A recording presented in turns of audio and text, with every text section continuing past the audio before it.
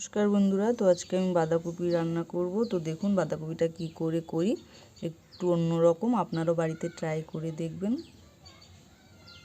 বাঁধাকপির জন্য ডুমো ডুমো করে আলু কেটে নিয়েছি, আর এই যে বাঁধাকপিগুলো ধুয়ে ভালো করে কেটে নিয়েছি। কড়াই গরম হয়ে গেছে, কড়াই এবার পরিমাণ মতো তেল দিয়ে দেবো। তেজপাতা ফোড়ন দিয়ে দিলাম, জিরে ফোড়ন। এবার ডুমো ডুমো করে কেটে রাখা আলুগুলো ভালো করে ভেজে নেব। পরিমাণ মতো নুন, হলুদ।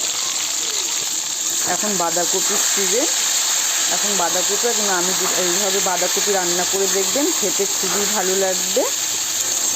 তো দেখুন আমি বাঁধাকপিটা কী করে রান্না করি।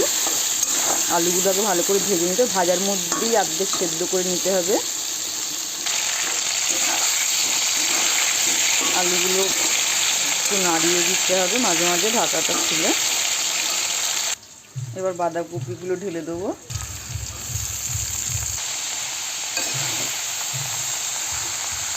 এভাবে একটু নাড়িয়ে দিতে হবে, কারণ কড়াইটা ভর্তি হয়ে গেছে অনেক বাঁধাকপি। দেখুন বাঁধাকপিটা কমে এসছে, মজে গেছে। এবার বাঁধাকপিটা হোক, ততক্ষণে মশলাগুলো করে নেবো। এভাবে বাঁধাকপি বাড়িতে বানিয়ে দেখবেন। আমি দেখুন মশলাতে কী কী দিই। তো বাঁধাকপিটা চাপা দিয়ে দিলাম। তো এই দেখো মশলার মধ্যে আমি আদা, জিরে, শুকনো লঙ্কা, বাদাম আর চালমগজ এগুলো বেটে নেবো। তো এই দেখো বন্ধুরা মশলাটা বাটা হয়ে গেছে। এবার মশলাটা দিয়ে দেবো। মশলাটা দিয়ে ভালো করে নাড়িয়ে নেবো। এবার এর মধ্যে মটরশুঁটিগুলো দিয়ে দিলাম। তো দেখুন এইভাবে বাড়িতে বাঁধাকপি আপনারা ট্রাই করতে পারেন, খেতে খুবই ভালো লাগে। অনুষ্ঠান বাড়িতেও এভাবেই রান্না করতে পারেন, সবার খুবই ভালো লাগবে। অনুষ্ঠান বাড়ির ক্ষেত্রে বাঁধাকপিটা একটু ভাজিয়ে ফেলে দিতে হবে জলটা, কেন কি অনুষ্ঠান বাড়িতে তো আর অল্প করে হয় না, বাঁধাকপি অনেকটা হয়। তো এর জন্য জলটা একটু ভাবিয়ে, বাঁধাকপির জলটা ভাবিয়ে ফেলে দিতে হবে একটু। বাড়িতেও ট্রাই করে দেখবেন, খেতে খুবই ভালো লাগে।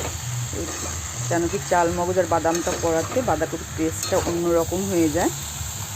আমার ভিডিওটা ভালো লাগে লাইক, কমেন্ট, শেয়ার আর সাবস্ক্রাইব করে দেবো। ধন্যবাদ বন্ধুরা। বাঁধাকপিটা হয়ে গেছে, নামাবার আগে অল্প একটু গরম মশলা দিয়ে নাড়িয়ে চাড়িয়ে নিলেই হয়ে রেডি বাঁধাকপি। তো এই যে বাঁধাকপি রেডি। তো আমার ভিডিওটা ভালো লাগলে লাইক, কমেন্ট, শেয়ার আর সাবস্ক্রাইব করে দেবেন। ধন্যবাদ।